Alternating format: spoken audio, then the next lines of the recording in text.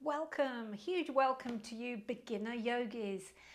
Fantastic that you're here and congratulations for signing up for yoga. You're not going to regret this. It's going to be awesome. So first of all, I'm Sarah, obviously, and I just want to reassure you that you are in safe hands.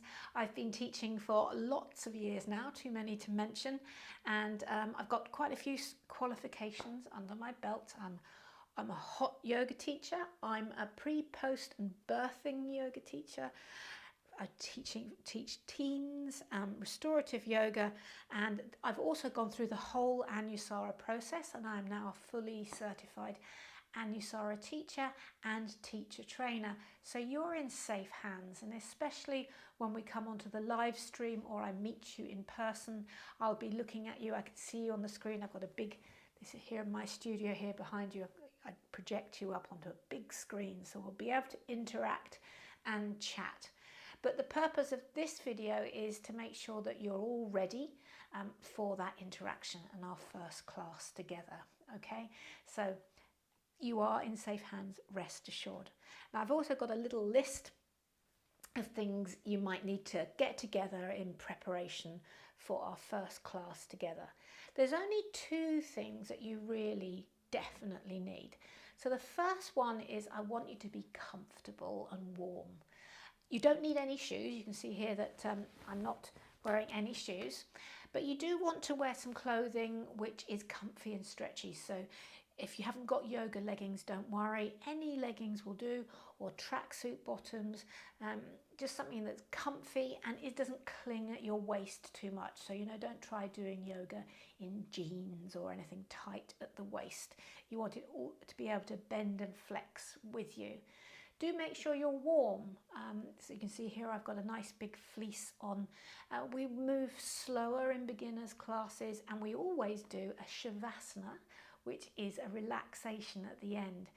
So you want to be warm for that. You might want to also have a pair of socks or something nearby that you could pop on for that shavasana. But during the main body of the class, you'll be barefoot.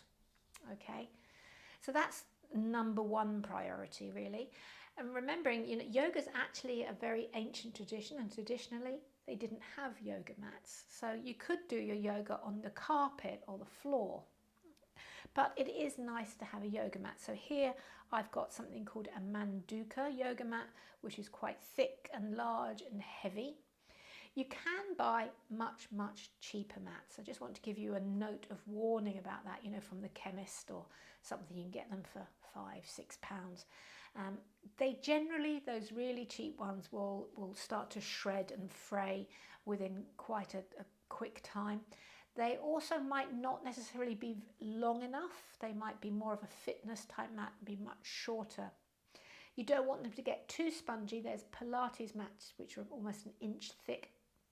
That's too spongy, and you're going to end up sort of skating on them. They act a little bit like a piece of chewing gum. It's not really going to give you support. So avoid those really thick mats as well. You also can get travel mats. I've got one here. You can see this is much, much thinner, much, much lighter to bring to the studio with you, but it could be a little bit too thin. I suggest that you spend somewhere between £40 and £50 if you want to invest in a good mat that'll last you quite a few years on your own. By all means, start out with a £10 mat, but I think you're going to find you'll need to replace that quite quickly, and then think of all that plastic that's got to go in landfill or recycling or something. So I would start out by investing in a nice yoga mat. Ideally, if you really wanted to treat yourself, you could get a Lifeform mat, this is one underneath this one, and you can see here, my dog scratched it, but it's got these alignment markings, and this will, when we start practicing, you'll begin to realize these are pretty handy to have. Okay, so anything with alignment markings on it is wonderful. Any more questions about mats and things, feel free to flick me an email or put it in the comments below this video, and I'll try and get back to you, okay? Because there are lots out there, and you might find you have lots of questions about that. So that's the two things you really need: comfy clothing and a mat. And then the next priority would be to try and have 2 yoga blocks. Now, I've got 2 here. These ones are quite heavy, you can see, and these are made of cork. Extremely heavy. You can use them as doorstops, and these are Manduka. You can also get ones like this, okay, which are of foam and much lighter. I got these from a company called Yoga Matters, yogamatters.co.uk. They've got all of this stuff. You can get a mat. In fact, this little turquoise mat here is from them as well. You can get all your stuff from them all online quite easily. So these are very nice and light. If you don't have these around, no biggie. We can actually use, and we will be using these in your first class. You could use any 2 large books. I've got 2 Harry Potter books here. Okay, so those will do as well. All right, can be a bit inconvenient when they sort of flip open and things, but these will do. You don't have to be going out spending any more money until you really know you want to carry on with the yoga. So these are 2 hardback Harry Potters. Hopefully you can grab 2 books from your house. Okay, and then the next thing you're going to need is a yoga strap. Okay, so here we use this when we can't quite touch our toes or something. Sometimes these props get used to deepen a pose and make it harder, and lots of times they're used to lessen the pose and make it a bit easier. So they're really useful to have in the style of yoga that I teach. So what I've got here is I've got a yoga strap which is a D-ring. It has 2 hoops. So if you're going to buy yourself one, please buy the longest one you can get. I think they're about 2 meters or 1.6 meters with a D-ring. So not a clip, because this is much more adaptable. You'll see later, but really prefer a D-ring. If you haven't got one or don't want to spend the money, then you could use this is a tie that came with a Christmas present. Not even sure what it was. I think it was a blanket or something, so that you could use a tie or your dressing gown cord, a piece of rope. I've seen people use tea towels as well. So we can adapt with something like this. This cost me 0 pence, and these just came off the shelf in the lounge. So there you go, a yoga kit all ready and made for you. And then, so we want to try and make these things. Then nice to haves are at the end of class we do relaxation, as I mentioned earlier. And a nice to have might be a pillow, a blanket to put over you, so you don't get too cold, and a nice eye pillow, a nice scented eye pillow. And I think I mentioned before, you might want to put on socks, especially if you know you get chilly quite easily. Those are nice to have around the place, okay? And you could quite easily just grab any sheet off the bed, and maybe a flannel or a hand towel could go over your eyes. The nice thing about this is it's slightly weighted, and it smells delicious of lavender, which, just lovely. Okay, so that's kind of the props that you're going to need. Then I want to talk to you about technology. So if you're not in person, if you're doing this virtually, there's a couple of things you want to remember or try and do. One thing is, try not to be watching this on your phone. The screen will be rather tiny. So if you can, upgrade to iPad or your laptop, and you could even buy a cable. This is an HDMI cable. I think they're about £10 off Amazon. And so this end it could be your iPhone or your Mac or your Android.